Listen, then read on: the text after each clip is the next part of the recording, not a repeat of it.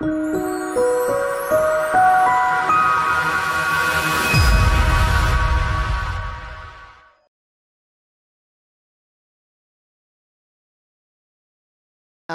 standing, sige po, at tayo'y magbukas po ng salita ng ating Panginoon. In the book of Proverbs, no? Proverbs chapter 18. Ayan. Proverbs chapter 18 verse 2. Ayan, magandang maunawaan natin to. At nang sa ganun, mailayo po tayo dun sa pakikipagtalo, pakikipagdiskusyon.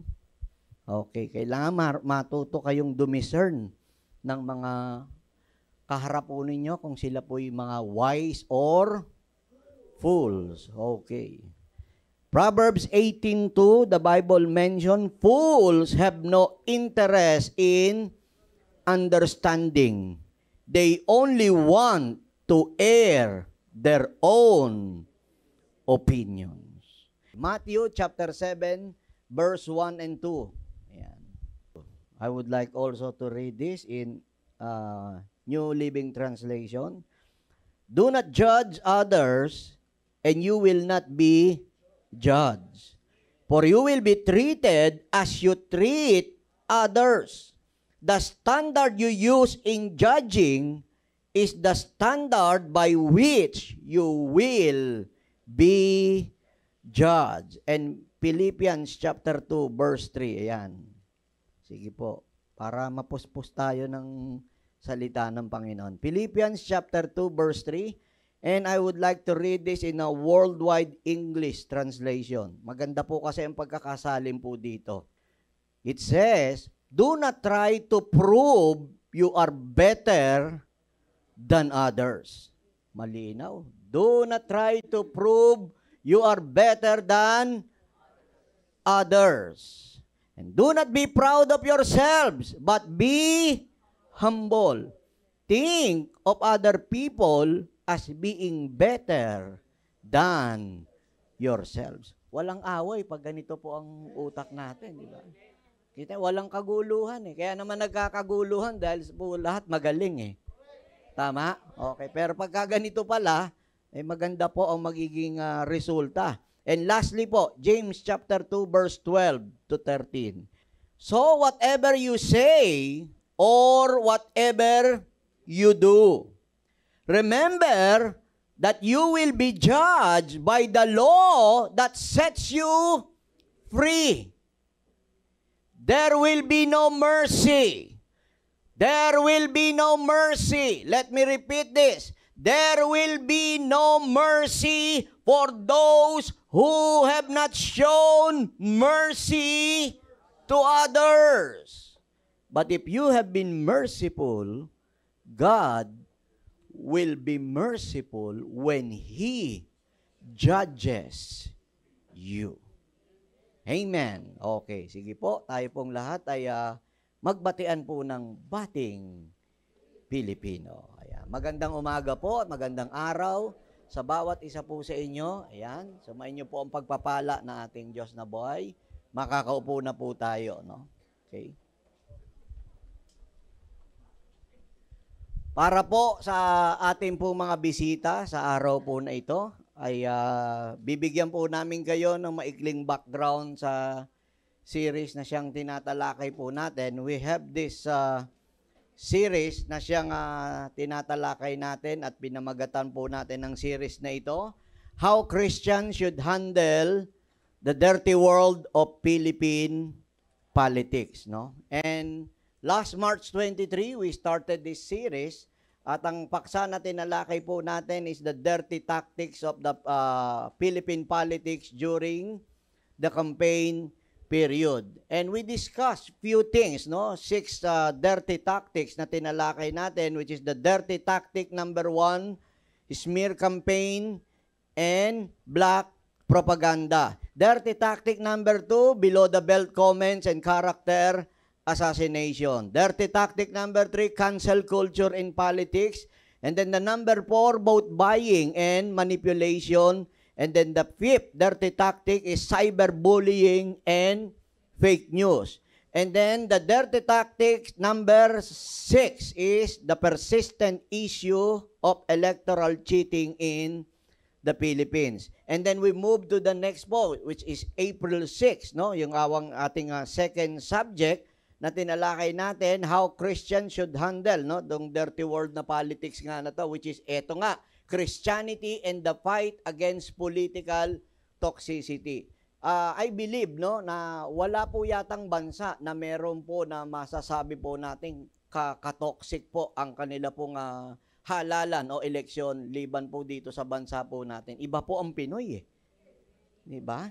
Willing nilang isuka yung kamag-anak nila in the name of politics eh. Isumpa yung anak, isumpa yung magulang, no?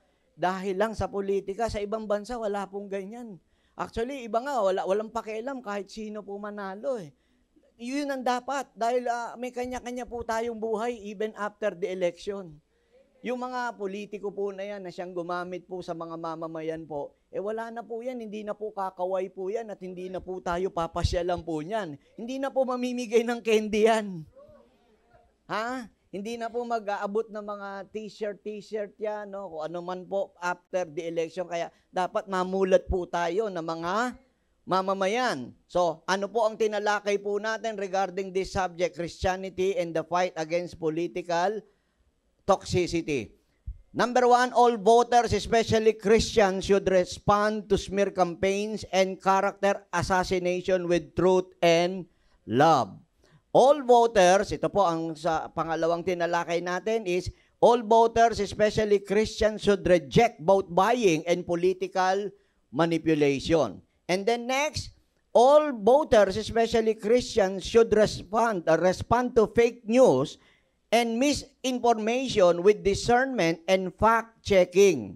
All voters, especially Christians, should avoid cancel culture and practice grace. Yan po. And then next, all voters, especially Christians, should address fanatic supporters who use profanity and unhealthy tactics. And all voters, especially Christians, should promote righteous leadership and voting wisely. Okay. Yung last subject na iniwan po natin, April 13, ito po ang naging paksa po natin, na dapat po ba tayo po mga Christian, should Christian participate in negative campaigning in election? Tama po ba? At ating naalaman po sa mga paksa po na yan, no? Ating tinalakay, ano po yan? Ipakita natin. Una po, ayan, scriptural principles regarding negative campaigning. Nakita po natin sa salita ng Diyos na hindi ayon sa kalooban ng Diyos yung mga gumagawa po ng negative campaigning. Diretso po, hindi po sa Diyos po kapag ka po negative campaigning po ang method ng kanilang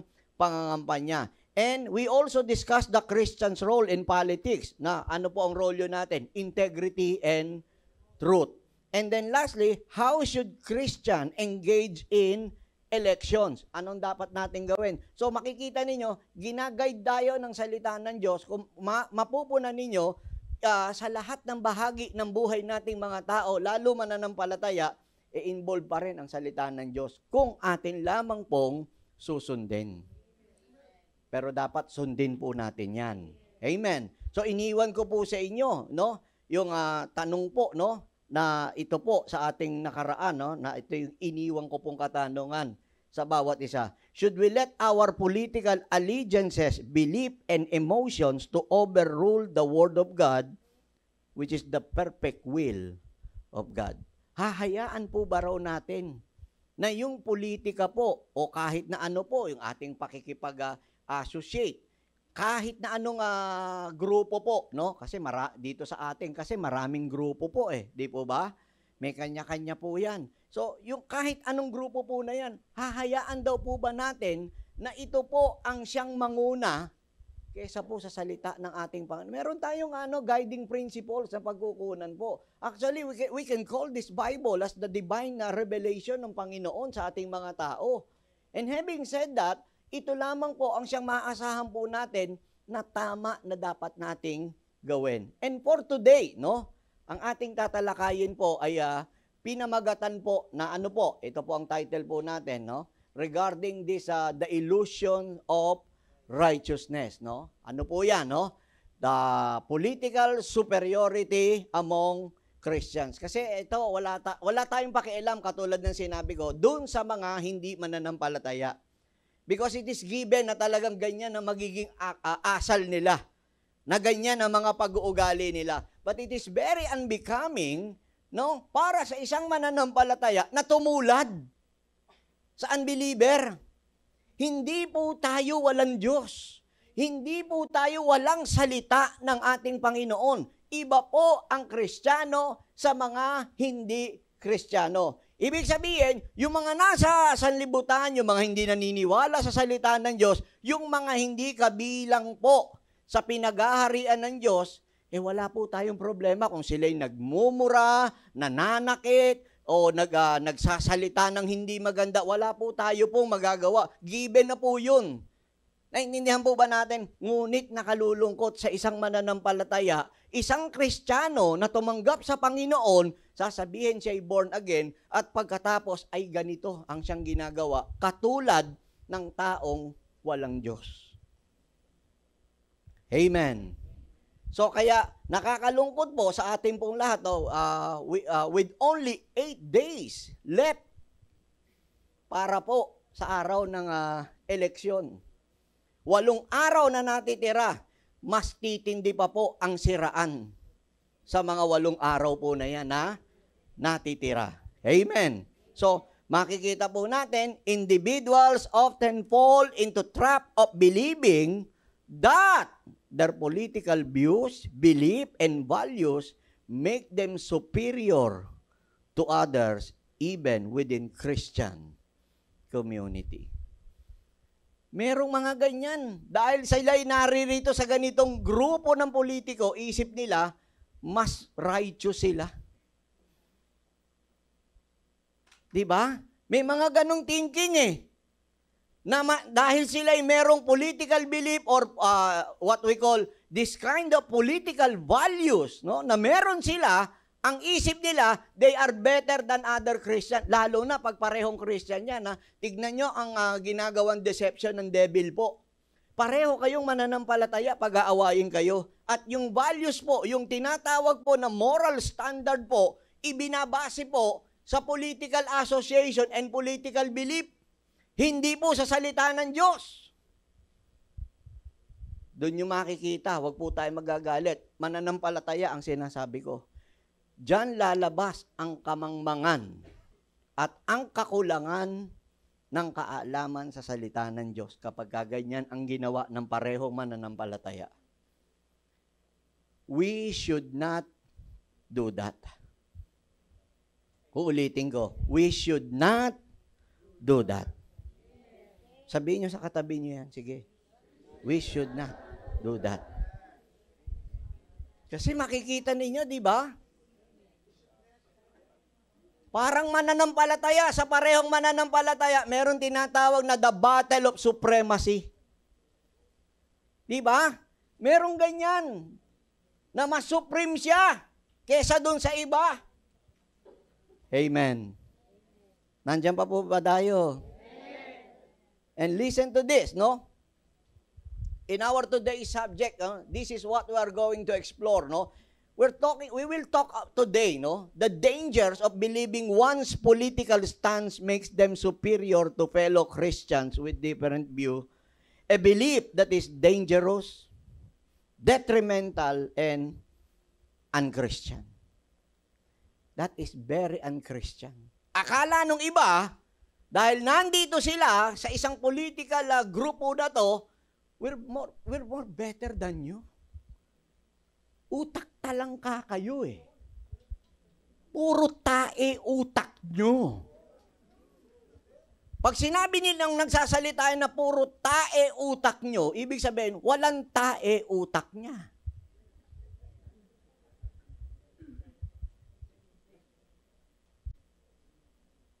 Tama?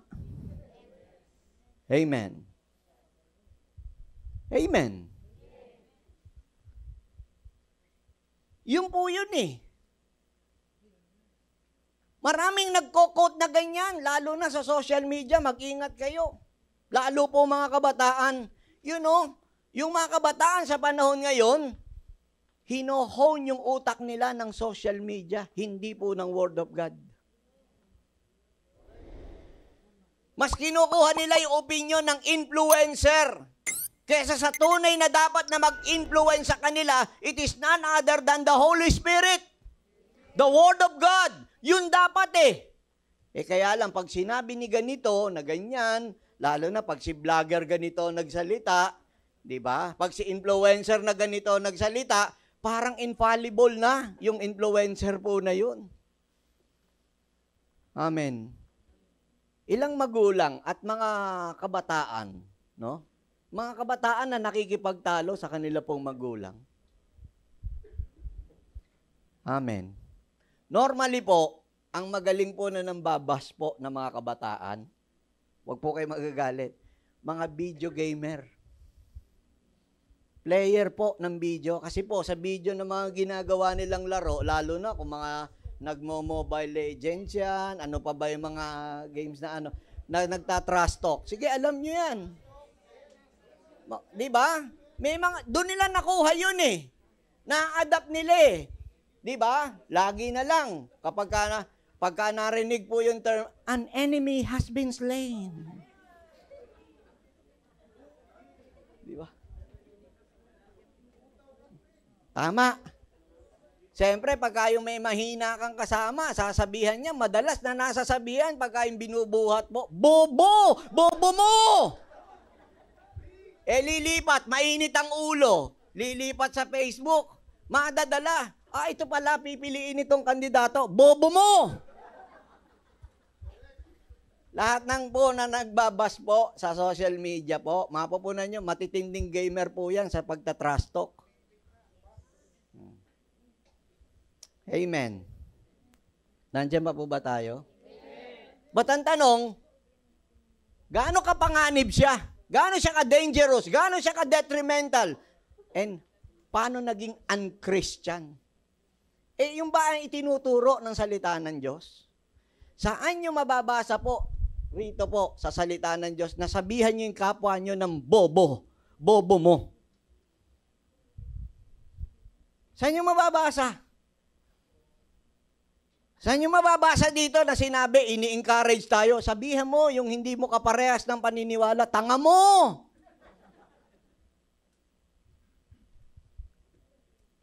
Ano ba turo ng Philippians 2:3? Balikan natin yung text natin.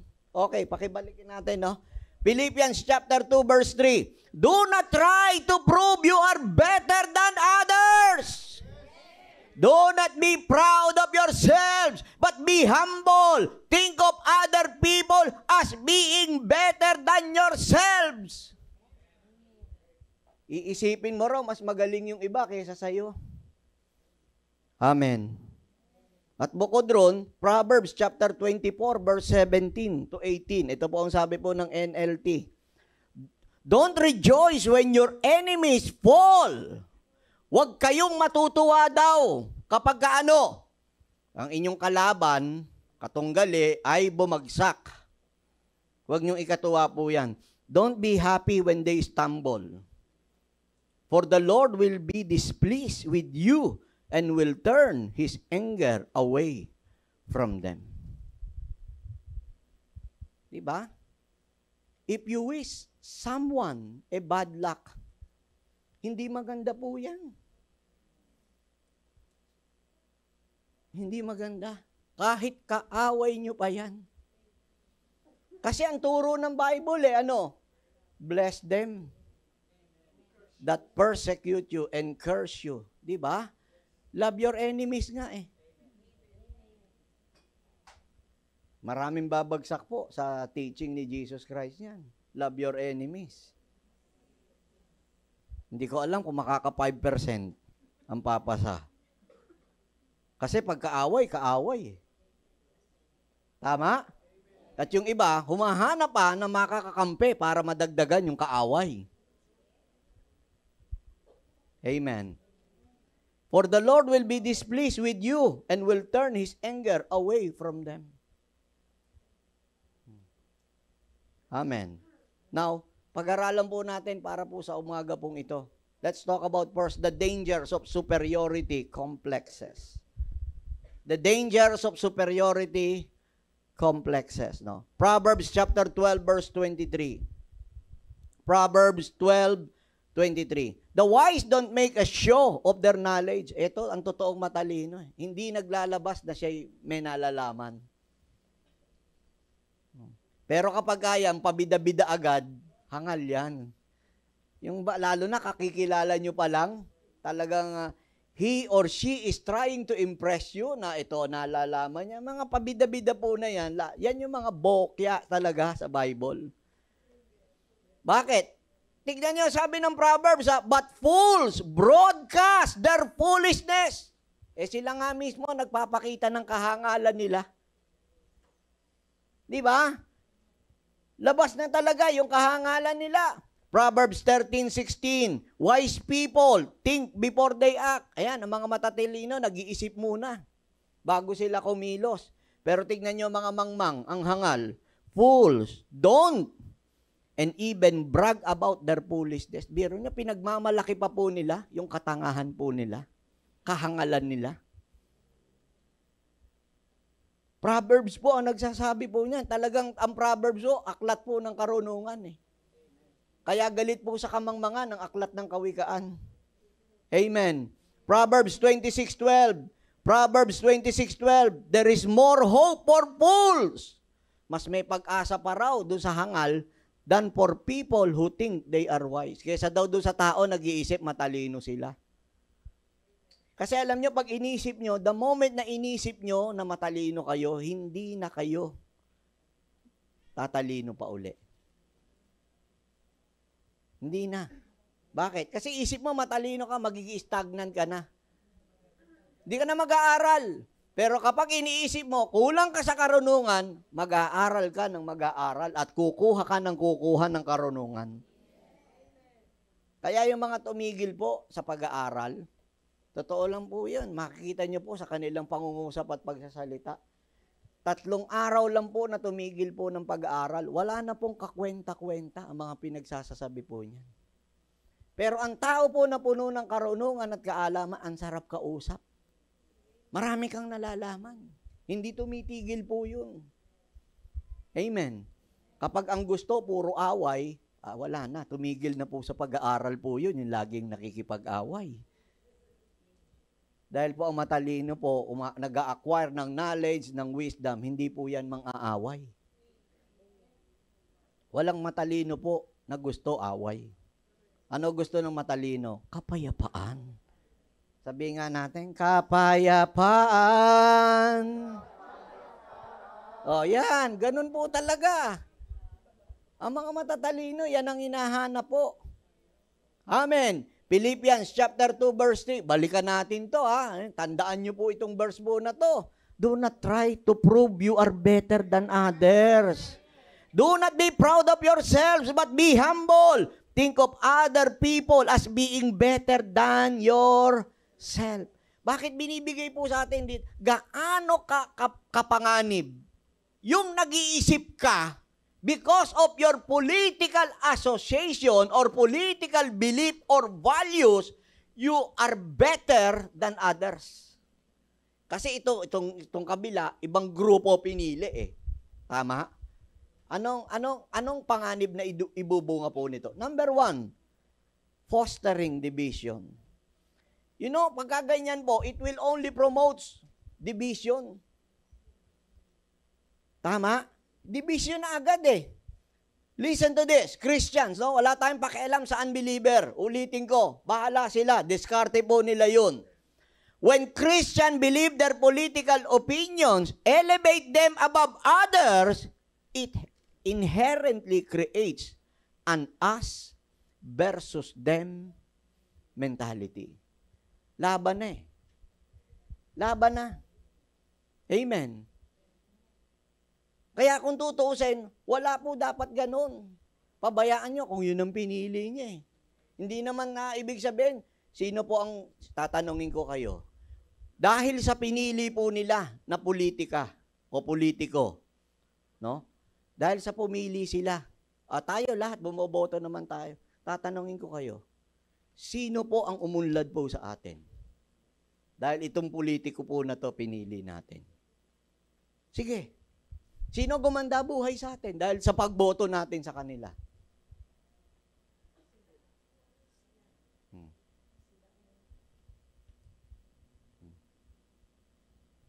Hindi nyo ba naiisip yun? Ang pag-unlad po nasa sa ating sarili. Wala sa politiko na pipili. Kaya kahit pumili po tayo ng kahit na sino, kung hindi tayo magsusumikap, hindi po tayo uunlad. Kaya wala sa pagpili po ng sino mang kandidato ang makapagsasabi na uunlad ang buhay po natin. Never po na mangyayari po yan. Yan ang malaking pagkakamali. Amen. 1 Corinthians chapter 1 verse 10, I appeal to you, brothers, by the name of our Lord Jesus Christ, that all of you agree that there be no divisions among you.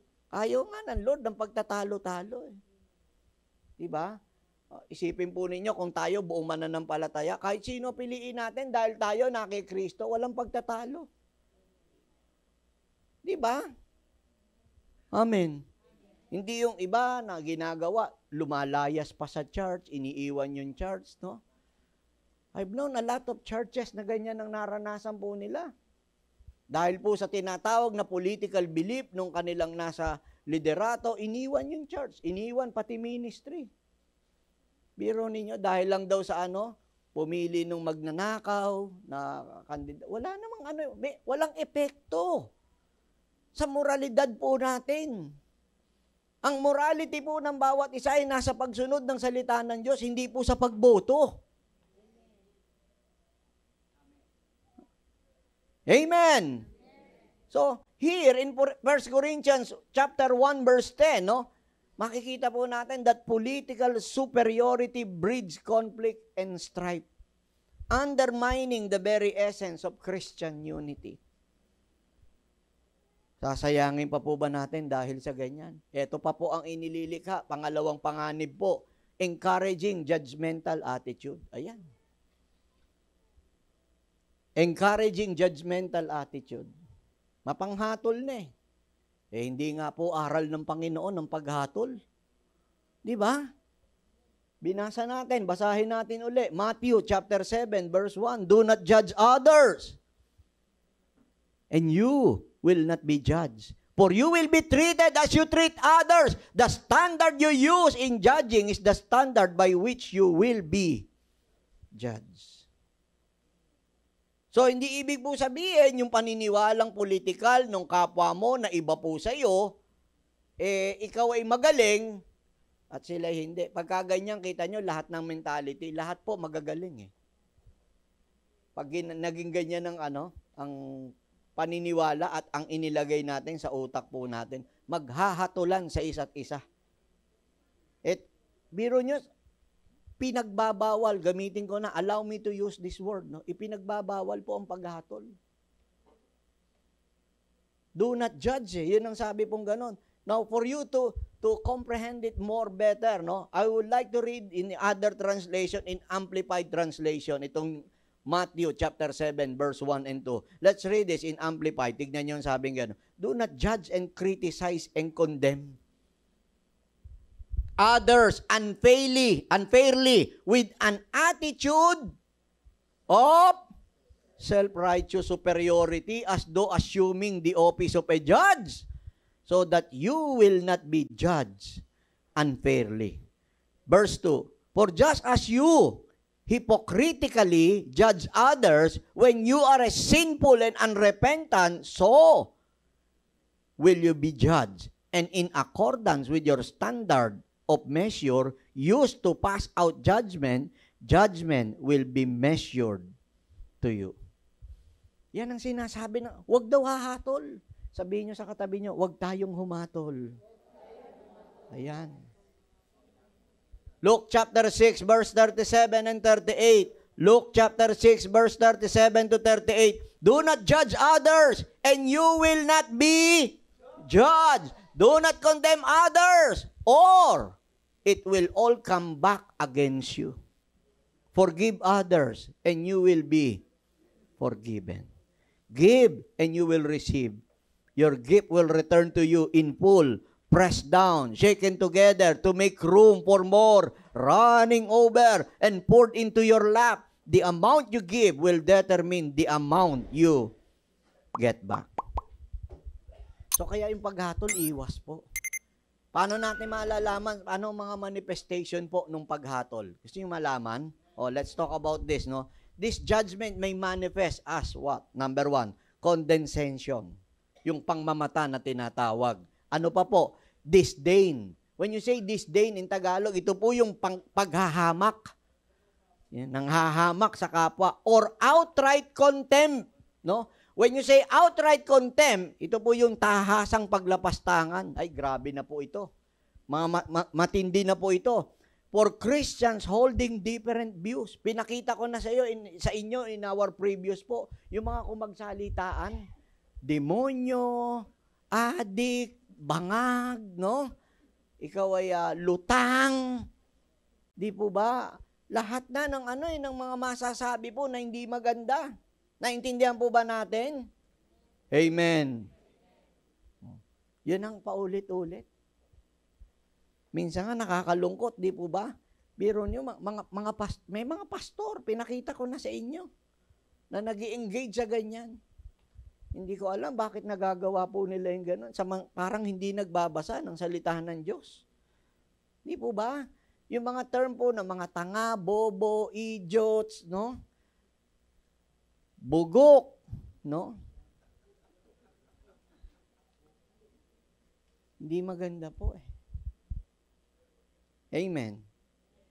Hindi yan ang tinuro ng Panginoon. Amen.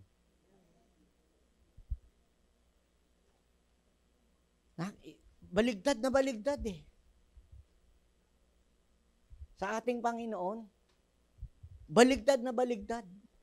Like for example, para lang maintindihan at maunawaan po ninyo, bibigyan ko po kayo ng halimbawa. During the time of Jesus Christ and even in the Old Testament po, ang ketong po, kahit naman sa panahon po natin ngayon, yung sakit po na ketong, yan, mabaho po yan. Mabaho yan. Kaya nga po talaga kahit po nung panahon ng Biblia at maging in our modern day time, talagang isolated sila. Yes, you call that in Tala, that's in Caloocan yata, if I'm not mistaken. Yung isolated po sila. Bakit po? Iba po ang amoy niyan. Malansa, na parang naaagnas. Bulok po eh. Kinakain po yung sariling laman ng may ketong po. Yan po yan. Now, what I'm saying is, tignan nyo kahit ang Panginoon, yung mga may ketong po, hindi niya pinandirihan, hindi niya nilapit, hindi niya nilayuan, nilapitan niya pa eh. Hindi sinabi ng Panginoon na talagang may dumarating na may... Lumayo tayo dyan. Joko. Huwag kang lumapit. Walang ginanon ng Panginoon. Di ba? Sometimes, di ba, dito lang sa atin, hindi pa ketong, baktol pa lang eh. Di ba? Talagang muhing-muhi eh. Amen. Naintindihan po ba natin? Huwag po tayong humatol. Di po ba? Amen. Ganun talaga eh. Maliban na lang, sabihin natin, kung talagang ayaw naman maglinis po nun, talagang yung makakatabi mo, talagang pagka ganun, naulit ng 2, 3 beses, regaluhan nyo na po ng deodorant. Walang sabi-sabi. Brad, sis, regalo, love gift po yan para sa'yo. Bigay ng Lord yan sa'yo. Regaluhan nyo na. Ano to, sis? Ano to, Brad? Ay, sa bahay mo na lang buksan. Bigay ng Lord sa'yo yan. Gamitin mo, ha? Pinapagamit sa'yo ng Lord yan. Subukan nyo kapag gano'n. Di ba? Pagka merong mabaho hininga, kung ayaw nyo ma-open, di po ba? Ganun din, bigyan nyo na lang rin. Regalo, bigay ng Lord sa'yo yan. Gamitin mo yan, ha? Di ba? Amen. Mapanganib po niyan kapag meron tayong superiority complex eh. Amen. Pangatlo po, ito po, raising barriers to dialogue. Yan, talking about political different political views na meron po tayo. Ganyan po ang nangyayari. Di po ba? Now, listen to this. When Christians perceive themselves as morally or intellectually superior due to their political beliefs, they may close themselves off from important conversations. Ayan na sarado na Imbis na mapapag-usapan nyo, gospel, salvation, di po ba? Masasaraduhan na. Bakit po? Yung kagad kasi ang bumara na. Balakid na po yan sa usapan na dapat na makapag-share po tayo ng gospel. Naintindihan po ba natin? Amen. Dapat po ang mentality natin, kung halimbawa, itong grupo po na to, di po ba? Ito po ang pinili nila na grupo. Kung talagang ito ay maniniwala sa Panginoon, tatanggap sa ating Lord, magpapabautismo sa pangalan ng Panginoong Yesus, sige, jojoin ako sa kanila.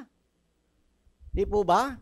Walang problema. Basta sila maniwala at manampalataya sa ating Panginoon. Amen. Yung sinasabi, halimbawa, kahit sino po, no? Kahit sinong grupo, kung kakamping man yan, walang problema, lilipat ako sa kakamping, basta yung mga kakamping tatanggap sa gospel ng Panginoon, lalo na kung magpapabaptize in Jesus' name. Okay. Lipat din ako ng alyansa, di po ba? BBM, pagka BBM tayo, basta si BBM, magpapabaptize.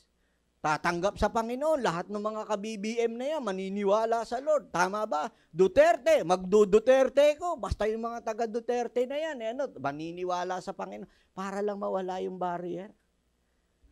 Mga Makabayan Black, punta tayo sa Makabayan Black, basta itong mga Makabayan Black po na to, maniniwala sa Panginoon yan. Tama? Give and take. Pero ako lang yung kukunin nyo, di ba? Siyempre, hindi po pwede yung ganun. Importante gospel Amen. But hindi dapat nagiging barrier. The point is ganun. Yung kaya natin po na makisalamuha sa kahit na anong alyansa man meron po yan, o grupo na meron po. Ganun po tayo bilang mananampalataya. Hindi dahil ako'y naniniwala sa ganito, hindi ako makikimingle sa inyo. Paano ngayon maliligtas yan? Kaya nga ako'y may sinabihan po talaga, nagdadasal ka. Ang panalangin mo bilang ikaw ay naglilingkod sa Panginoon, ang prayer mo maraming maligtas. Yung mga taong ililigtas mo, tinutuligsa mo, sa tingin mo maniniwala sa iyo yan. Tingin mo sasagutin yung dasal mo. Namumuhi ka dun sa nasa ganyang mga tao. Paano ka pakikinggan ng dasal mo? At paano ka pa nagdadasal na may maligtas? Dinerecho ko po talaga, huwag ka na magdasal. Kasi namimili ka lang pala. Huwag ka na rin mag-preach ng gospel. Kasi ang isip mo pala, pinili na lang ng Diyos kung sino yung maliligtas. Huwag na tayo mag-preach ng gospel of salvation. Kasi hayaan na lang natin ng Diyos ang magligtas. Kana mag-pray. Ganun po ba yun? Biro nyo kung paano po na-alter yung isip? Because of political beliefs. Kesa po sa salita ng Diyos. Amen. Mabigat po kasi yan. Kapag kaganyan. Balikan natin yung Proverbs 18:2. Fools have no interest in understanding. They only want to air their own opinions. Pag dalawang political beliefs ang nag-usap, hindi magkakaintindihan. Especially if they're not open with one another to have a healthy discussion. Kasi plataforma dapat, di ba sinasabi ko nga sa inyo, ang dapat pinag-uusapan plataforma, ano gagawin sa bayan? Pag politics, ano gagawin para sa mamamayan? Hindi yung puro pagtuligsa. Amen. 2 Corinthians chapter 12 verse 20, kaya nga si Pablo, ito inaalala niya sa iglesia ng Diyos. Tignan nyo, sabi ng 2 Korinto 12:20. Ayan. Tagalog po yan. Ito ay sapagkat sa pagdating ko, sabi ni Pablo, natatakot ako na hindi ko kayo masumpungan tulad ng ibig ko. Hindi ko kayo maabutan, no? Tulad ng gusto ko. Yan ang sabi niyang ganon. Natatakot ako na masumpungan ninyo ako na tulad ng hindi ninyo ibig sa akin. Ito na rin naman. Baka magkaroon ng paglalaban, laban, inggitan, poot, pakikipagtunggali, paninirang puri, pagsisitsit. O ano yung pagsisitsit? Pagchichismisan, ayan. Pagmamalakihan at kaguluhan. Alam nyo itong definition po na to lahat? Politika to eh. Lahat to makikita natin sa politika. Pag politika, merong paglalaban-laban. Pag politika, may inggitan. Pag politika, merong poot. Pag politika, merong pakikipagtunggalian. Pag politika, may paninirang puri. Pag politika, merong chismisan. Pag politika, may pagmamalakihan. At pag politika, may kaguluhan. Yan ang inaalala po ni Pablo. Kaya napakamapanganib.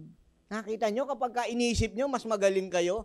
Ngayon kayo magsabi, at pati yung mga nanonood po sa atin, ngayon yung sabihing magaling kayo. Kung ganyan ang ipinakikita nyo, at kung yan ay makikita nyo po sa aral po ng salita ng ating Panginoon. Pag-isipan yung maigi, yung bagay po na yan. Amen. Isa pa na mabigat po dito, neglecting Christ-like love. Nawawala na eh. Tingin nyo yung mga nag-i-engage sa ganyan, na ipapakita nila yung Christ-like love. Eh, ang Christ-like love, love your. John chapter 13, verse 34 to 35 in NASB translation, New American Standard Bible. I am giving you a new commandment that you love one another just as I have loved you, that you also love one another. By this all people will know that you are my disciples if you have love for one another. Tingnan ninyo, parehong may Christians. Kahit sabihin nyo, yung iba kakamping, yung iba Duterte, yung iba Marcos, yung iba Makabayan Black, magkakasama, nagmamahalan sa isa't isa. Diba? Ang ganda eh. Kahit na illustrate ko sa inyo yan, ng totoo, dito sa stage po, tumawag ako ng 4 po, yung mga boboto po ng Makabayan Black, boboto sa Marcos, boboto sa Duterte, boboto sa mga sa grupo nila Kiko, di po ba? O, subukan po ninyo magkasama-sama yung nagkakaisa, ang gandang tignan. Pero subukan nyo panoorin natin nag-aaway-away. Ano maganda? Yung nagkakaisa o yung nag-aaway-away? Pero para magkaisa yan, wag politika ang pairalin. Si Kristo, yung Christ-like love. Amen. Now, superiority complexes inherently contradict this commandment. Totoo po eh, kinukontra niya as they prioritize individual beliefs over love for others. Ito, let me boldly state this sa inyo pong lahat at pati dun sa lahat ng ating pong mga nanonood na mga kababayan. Listen to this. Medyo mabigat po ito.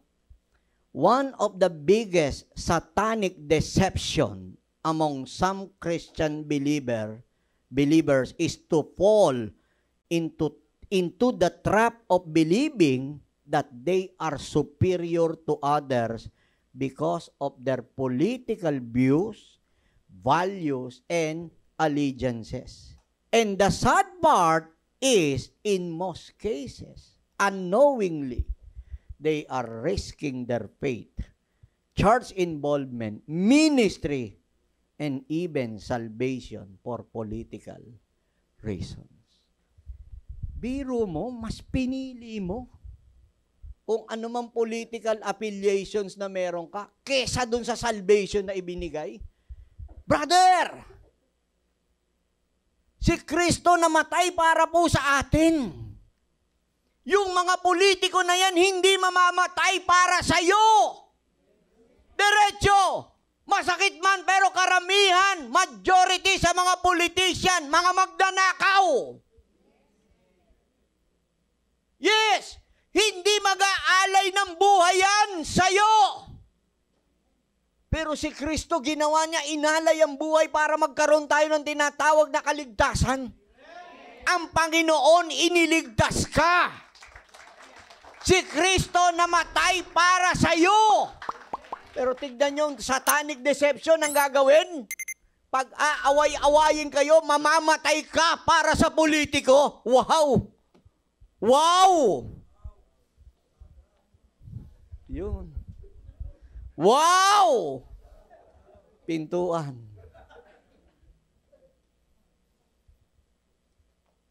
Pero mo gagawin mo, makikipagpatayan ka? Sana, ginawa mo yan kay Kristo. Di ba yung ganong passion na pakikipaglaban, very passionate pinaglalaban yung kanyang kandidato Pambihira di kung lagay mo na kung ang kandidato na yung napagpipilian, si Satanas at si Kristo, sana ganyan ka rin. Paglaban mo si Kristo talaga. Hindi yung puro politiko po na yan karamihan sa mga yan hindi sa ano pa mang bagay, alam nyo na po ang pinagagagawa po na yan. Puro paglabag sa salita ng Diyos. Sana yung passion, yung gano'n na kita nyo, minsan may mga masusugid talaga na mag-post, pero word of God, hindi ma-post. Amen.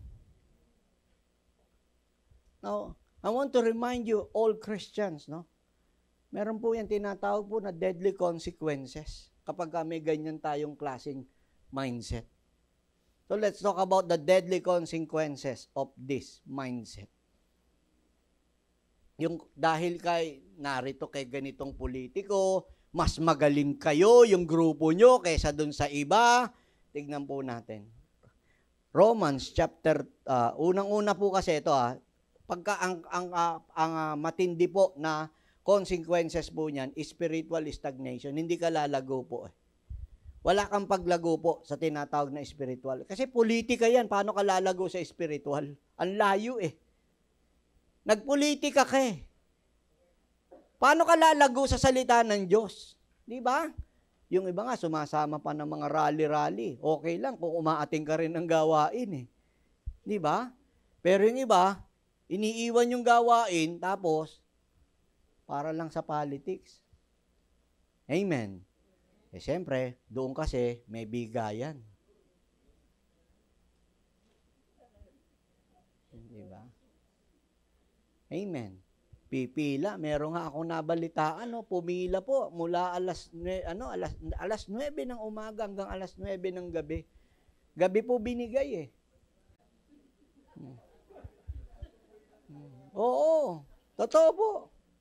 O alam nyo naman siguro, nabalita nga, kahit po sa television, yung pumila sa ayuda na rider, todas. Bakit po? Nainitan na heat stroke. Nagpakamatay dahil po sa isang politiko. Kaya pagharap nung kay Kristo, Hindi po ba, paano mangyayari? Hindi naman po kasi si San Pedro sumasalubong Pagharap nung sa Panginoon, cause of death, biro mo, ayuda.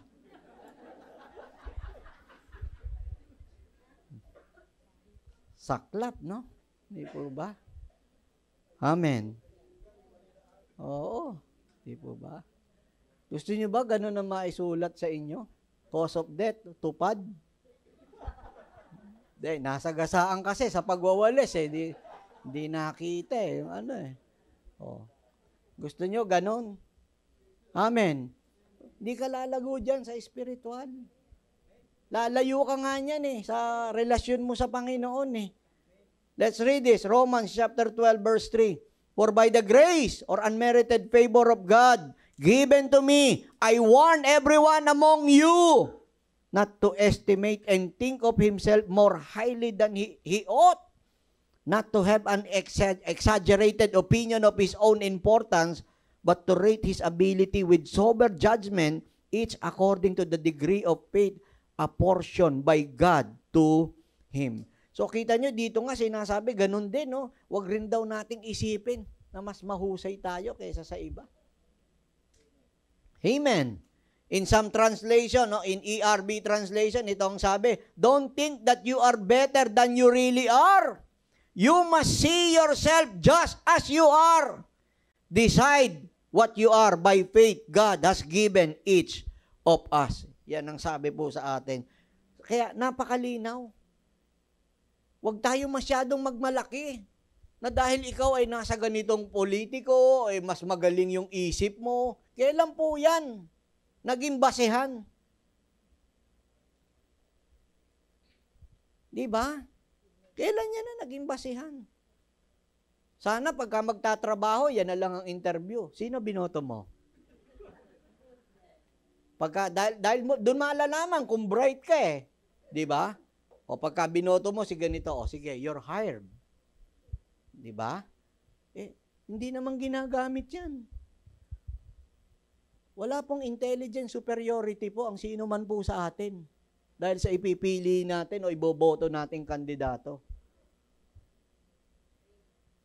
Yan ang sabi ng salita ng Diyos. At paniniwalaan ko po ang salita ng Diyos.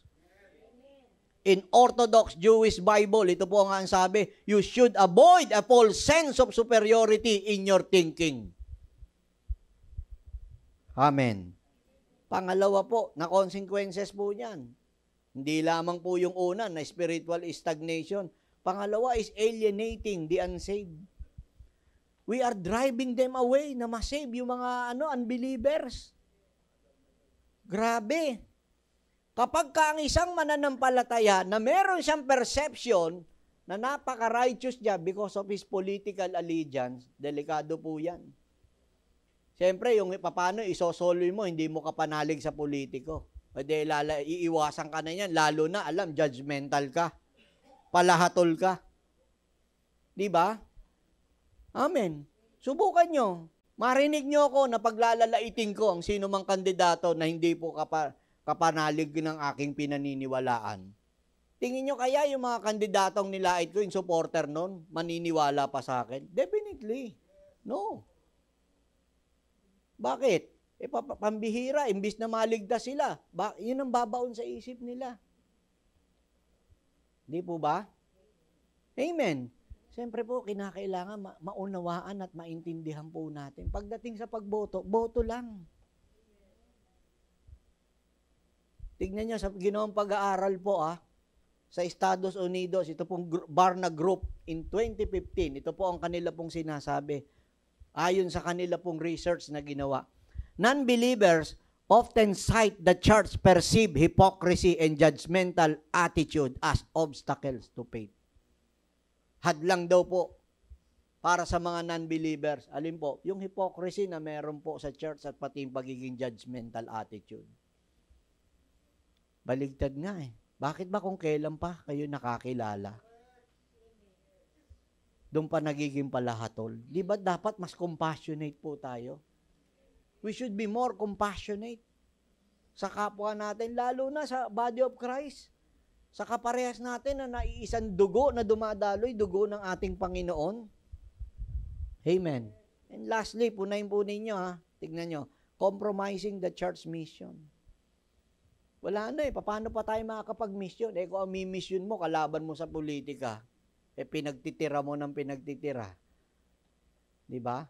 Hinatulan mo ng hinatulan.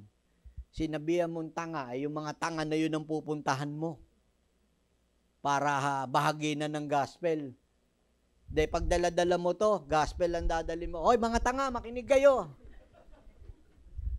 Ito ang sabi ng aral ng Panginoon. Ang Panginoon ay namatay para sa inyong mga tanga. Tanggapin ninyo mabuting balita ng Panginoon na makapagliligtas sa inyo na mga bobo. Tingin nyo kaya maniniwala yan? Hindi mo man sinasabing ganun dahil nasabihan mo yan. Pag nag-preach ka ng gospel, yun na maalala nyo. Di ba yan yung nagsabi sa atin, tanga tayo? Di ba yung nagsabi sa atin, bugok tayo?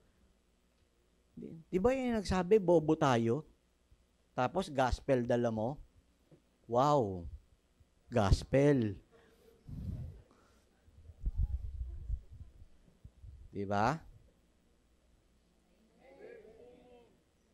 Mabigat. Sabi ko sa inyo, hindi ganun kadali yan. Samantalang biro nyo, ano tawag sa atin ng Lord para makipagbahabahagi ba't makipagtalo-talo? Hindi. 2 Corinthians chapter 5 verse 18. Anong sabing gano'n ng Bible? But all these things are from God, who reconciled us to Himself through Jesus Christ, making us acceptable to Him, and gave us, binigay sa atin, God gave us the ministry of, pag sinabing reconciliation, ba ito'y pakikipag-isa. Pakikipag-miig, yun ang ibig sabihin, hindi pakikipagtalo. Kapag meron tayong political superiority sa kapwa po natin, nawawala yung ministry of reconciliation. Hiwalay O kita niyo, di ba, pag umiral yung cancel culture, nasa na ngayon ang ministry of reconciliation? Sige. Di ba? Napakahabang panahon na, baguhin na po natin yung mga mentalidad natin kung susunod tayo sa salita ng Diyos. May mga ganun pa nga na may mga kabataan na nagsasabi, kinahihiya ko mga magulang ko dahil pinili nila at iboboto nila ngayong eleksyon yung magnanakaw. Hindi ko alam kung bakit tanga magulang ko. Hindi niya alam, magulang niya yun, anak siya, kung ano puno, kung tanga yung puno, tanga rin yung anak.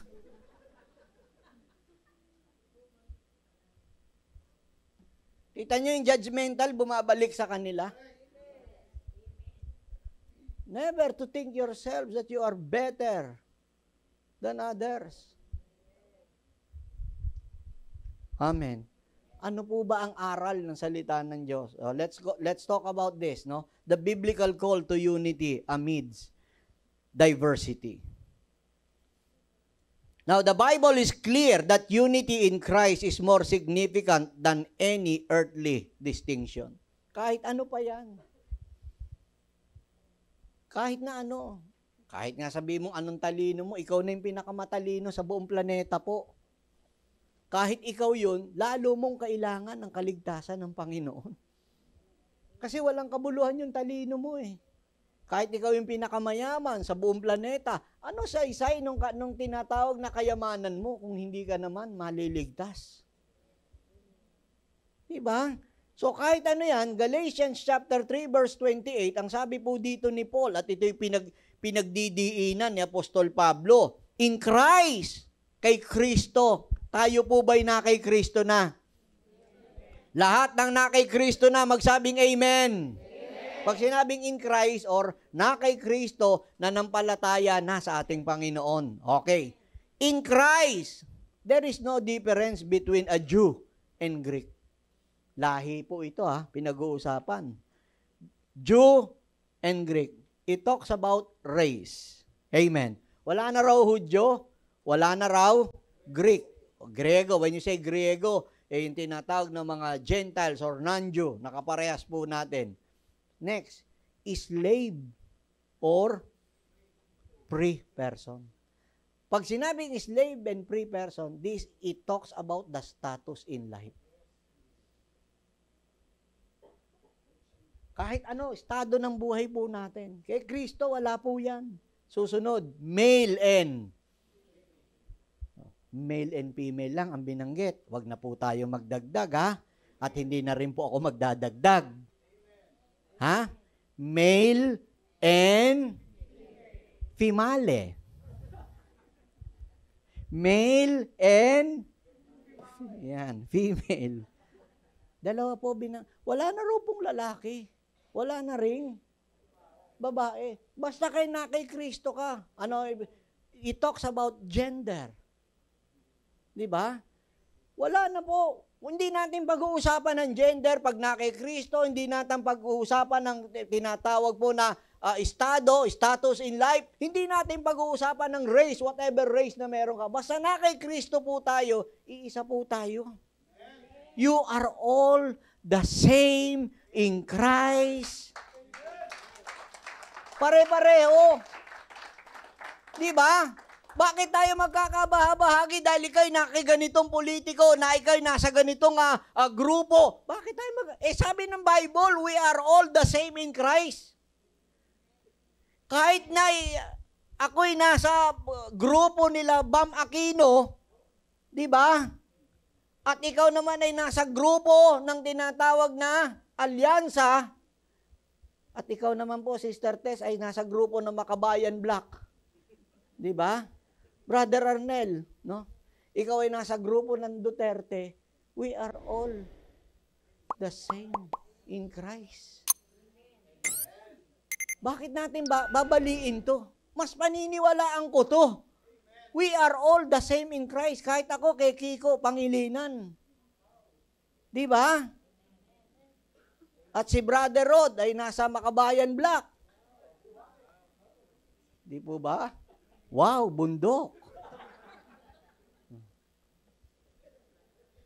Yun ang sabi ng Bible, we are all the same in Christ Jesus. Pare-parehas tayo. Kung pare-parehas tayo, bakit tayo mag-aaway-away? Amen. Now, sana maliwanagan po tayo dito sa verse po na ito, ha? Amen. Now, while differences exist, meron naman talaga tayong pagkakaiba. Tignan nyo lang, yung kulay lang ng mga damit, natin, iba-iba tayo. Nag-i-exist yan sa pagkain, di po ba?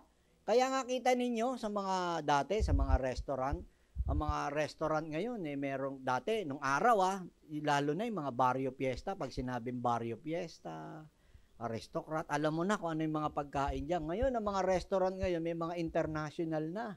Meron ng Asian, di po ba? Meron ng mga western na mga menu, ayan, no? So, Middle Eastern na pagkain. Bakit po? They are all secondary and they all exist. Ibig ba sabihin, yung mga mahilig sa curry, di ba? Siyempre, ayaw niyan ng adobo. Di po ba? Oh.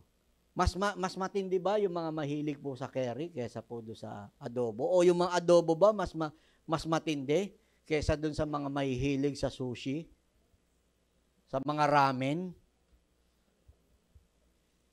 They exist. Nag-i-exist po talaga lahat yan Yung may mahilig sa ganitong kulay. Di po ba? May mga tao mahilig sa kulay black. Oh. Dahil ba pinili niya yung black? Dahil ibig sabihin, naghahari ang kadiliman at madilim ang puso ng tao na to. Mahilig sa black Di ba? Napaka-judgmental natin kung gano'n ang ano. Tama. Ito naman mahilig sa pula. O dahil ito'y mahilig sa pula, magagalitin to. Nagpupuyos lagi ng galit.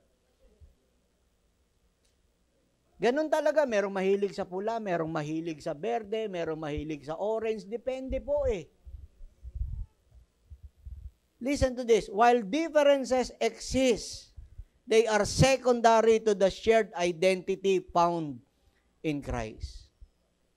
Secondary na lang yan. Pati yung political, yung mga political choices natin, secondary yan, brother. Walang mas mataas po sa atin. Secondary lang yan. Parang adobo lang yan. Parang sinigang lang yan. Parang ramen, sushi lang yan. Parang curry lang po yan. Parang pita bread lang po yan. They are all secondary. Compared dun saan po? Sa identity na meron tayo kay Jesus Christ. Amen. So, kaya nga in Romans chapter 14, malinaw po na ito'y binibigay po, no? Na aral po sa atin. Romans 14 speaks to the importance of respecting differences in conviction on non-essential matters.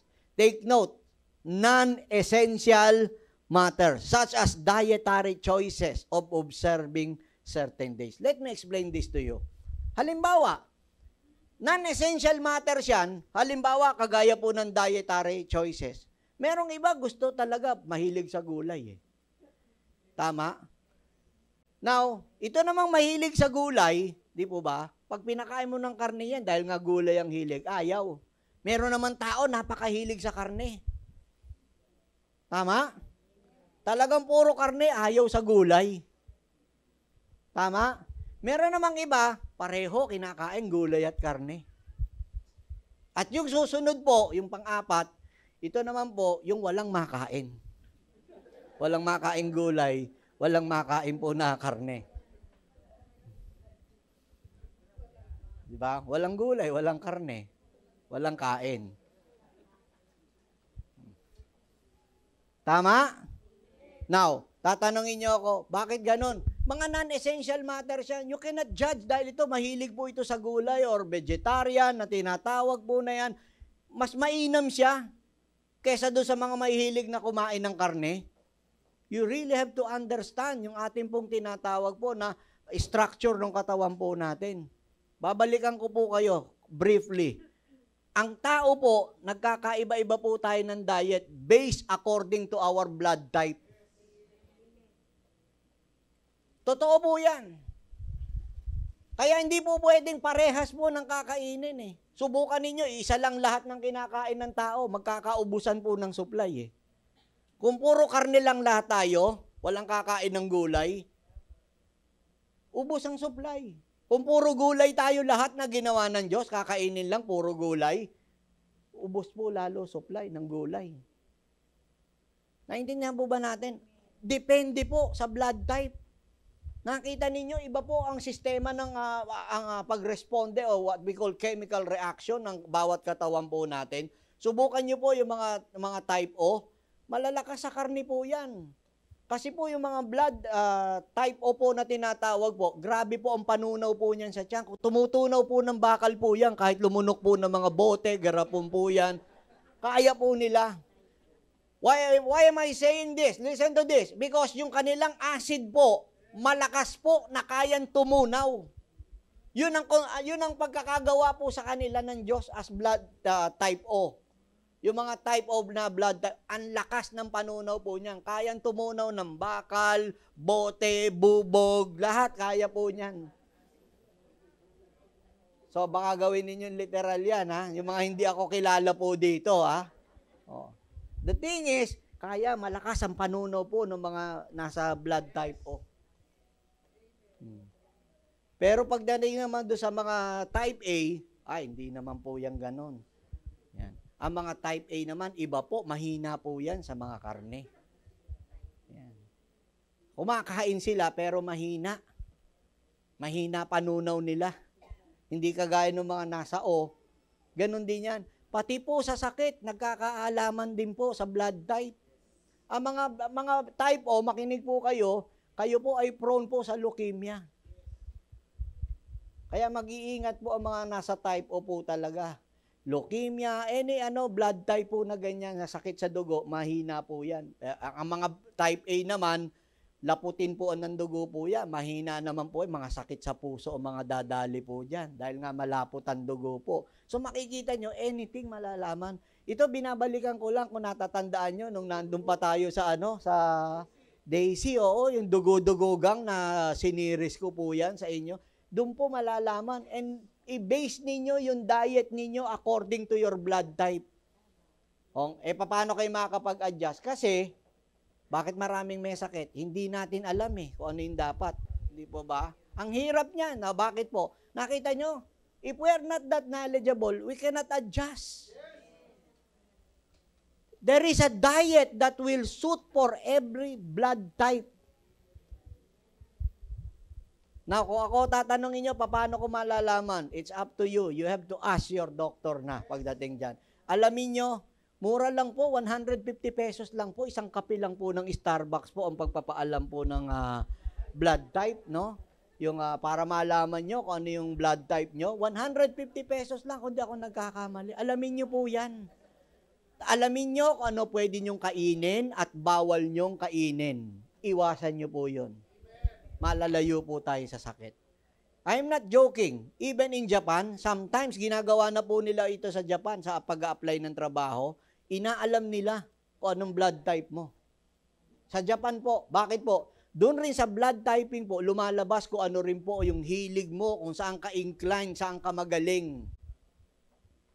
Nalalaman po yan. Kaya tinatanong sa Japan po yan, anong blood type mo. Kaya yung mga may balak sa inyo mag-Japan at magtatrabaho kayo ron, alamin nyo, blood type nyo.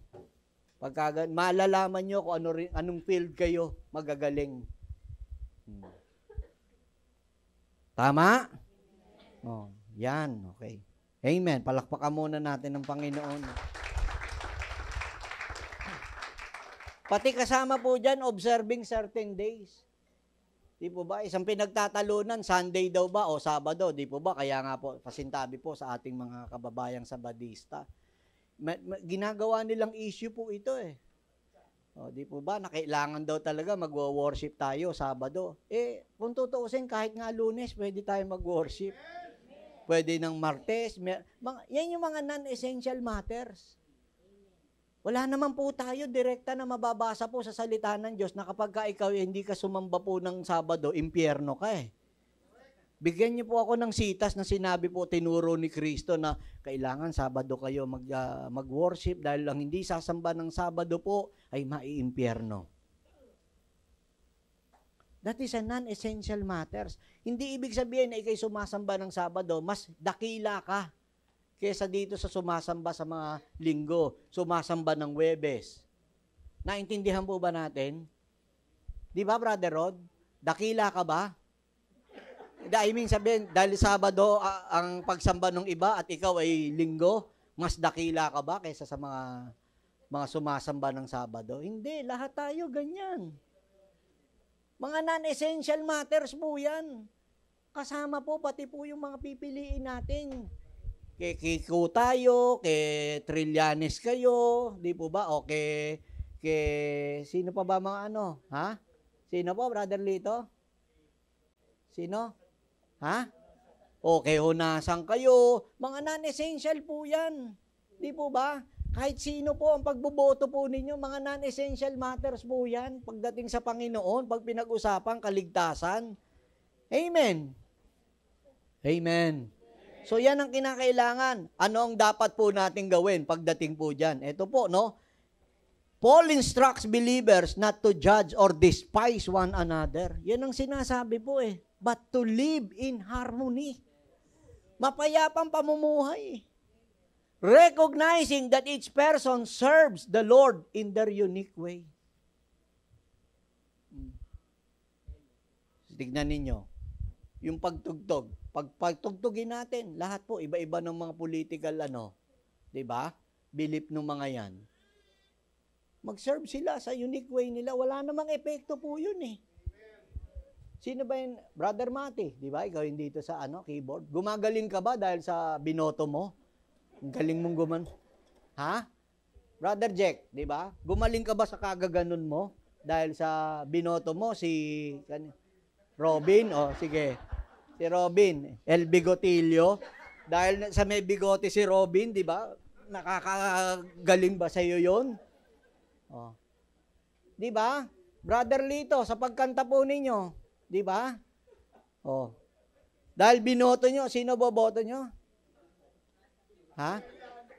Ha? Hindi, taga yun eh. Taga Kalokan yun eh.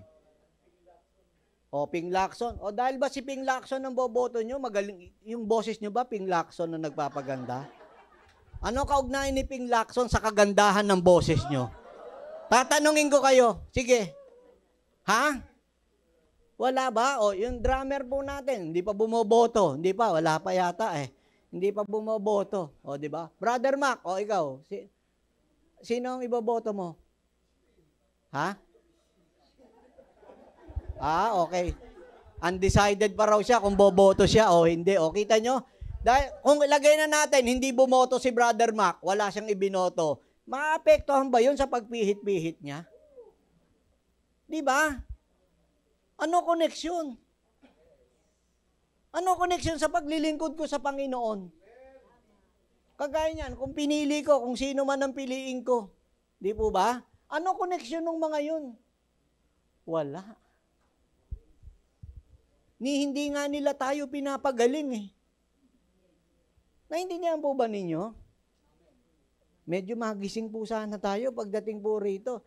James chapter 2 verse 12 to 13. Anong sabi pong ganun? Balikan natin. So whatever you say, whatever you do, remember that you will be judged by the law that sets you free. There will be no mercy for those who have not shown mercy to others. But if you have been merciful, God will be merciful when He judges you. Kaya yan yung mga bumobobo-bobo, tanga-tanga na mga na yan, ganyan din kayo hahatulan ng Diyos. Kung paano nyo hinatulan yung sinasabi nyong tanga, bobo, ganyan din kayo hahatulan. Amen. Gusto nyo pa ba? Okay.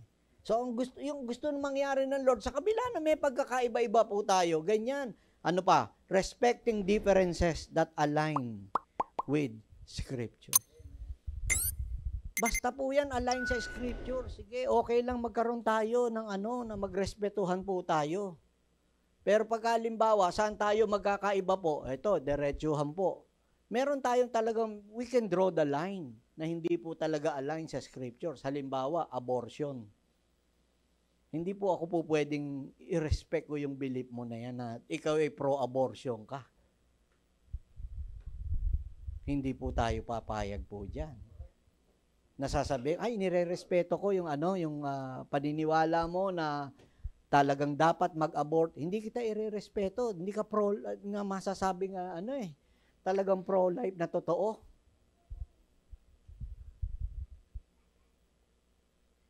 Hindi po yun ayon ng Lord ng abortion. Kahit ako, for numerous times yun na narinig po sa akin yan. Sa mga kababaihan. At kahit na nung araw, ang dami ko na nga dito sa church na pinayuhan na nabuntis po eh. Kahit iwan po kayo nung lalaki, buhayin nyo yung bata.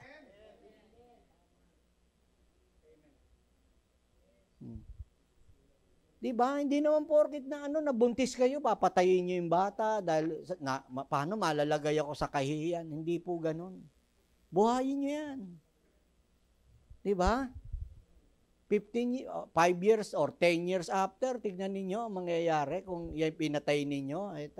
Habang buhay po yan na hindi nyo mapapatawad sa isip ang mga sarili po ninyo. Amen. But we draw the line pagdating po dyan. Pag-align sa Scriptures, okay lang. Walang problema. And of course, siyempre po, hindi rin po tayo mag-aano po dyan. Hindi natin maiiwasan. Yung mga nasa grupo ng LGBT, wala tayong magagawa.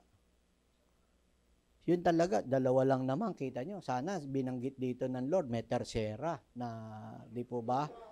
Na gender na tinatawag. Male and female eh. Diretso po yun. Yun lang po talaga ang sinasabi. Now, hindi naman natin sila hinahatulan dahil buhay nila yun eh. Sila ang basta sinasabi natin, yun lang ang sinasabi ng salita ng Diyos. Dalawa lang, male and female. Ngayon, kung gusto po nila magdagdag, magtersyera, di po ba? Nasa sa kanila yun. Desisyon po nila yun. Tersyera pala gusto po nila eh. Di po ba? Yun ang wala tayong magagawa. Kaya lang, haharapin nila pagdating ng tamang panahon. Lahat naman tayo, haharap din naman sa Lord. Kaya ikaw, kahit sabihin mong male and female ka o hindi ka male and female, no? Kahit pimali ka, haharap ka pa rin sa Panginoon. Amen. Amen. So we really have to respect that differences po na yan. I have to skip that. Pangatlo po, yung the power of love in building unified church. Yan. Kailangan po makita po ito. Sunod na po yung the power of love in building a unified church. So we really have to embrace diversity. Kasama po yan eh. Embrace po natin yan. Especially within the church, it's not merely about tolerating differences but actively loving one another. So sa ating pong lahat na naririto, yung diversity po, nasa body of Christ talaga yan. Within the body of Christ, it serves a divine purpose. May purpose po. Amen. Sino ba nag-create po niyan? God Himself created diversity to enrich the church, not to divide it. Kaya meron po niyan. Kaya nga lahat tayo magkakaiba-iba. Di po ba? Well, of course, kung magsosolido, may time na talagang kailangan mag-unite tayo. Saan yan? Halimbawa, magandang unity ipapakita ng church. May mga event tayo. Like for example, itong United We Play, ang team pa naman, United. Dapat lahat tayo united. Kahit anong kulay natin, kahit anong edad natin, bata, matanda, may ipin, wala. Puro gilagid, puro ipin. Di po ba? Lahat mag-unite po tayo. Yun ang pinakaano ron. Nagkakaisa po tayo. Doon po tayo mag-unite. Hindi po tayo maghahati-hati. Naintindihan po ba natin? So, Going back, with this verse, which I would like to close, itong Galatians 3:28, but I will read this in NIV translation. There is neither Jew nor Greek, neither slave nor free, nor there is male and female, for you are all one in Christ. Isa lang daw tayo sa ating Panginoon. So kung iisa tayo, huwag tayo magsiraan. And as I close our topic today, listen to this. The belief that one's political views, beliefs, and values confer superiority over fellow Christians is not only unfounded, but profoundly dangerous. Napakamapanganib po niyan. So, hindi po dapat mangyari po yan. So talking about superiority complex, yung superiority complex po na ito, remember, as we have studied earlier, it fosters division, encourages judgment, and erodes the Christ-like love that the church is called to exemplify. Yan ang dapat na pinakikita nating halimbawa yung pag-ibig ng ating Panginoon. Amen. Now, rather than seeing differing political views as a threat, Christians should view them as opportunities for discussion. Hindi ng away, understanding, and ultimately, stronger community. And the world needs a church that loves and embraces its diversity. Yan ang kailangan po ng ating Panginoon. Amen. So to continue with our final subject in this series po, next Sunday, ito po ang tatalakayin po natin next Sunday, political compassion beyond judgment and demonization.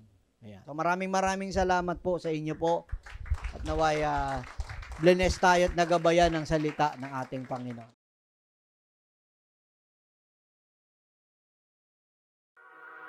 Thank you.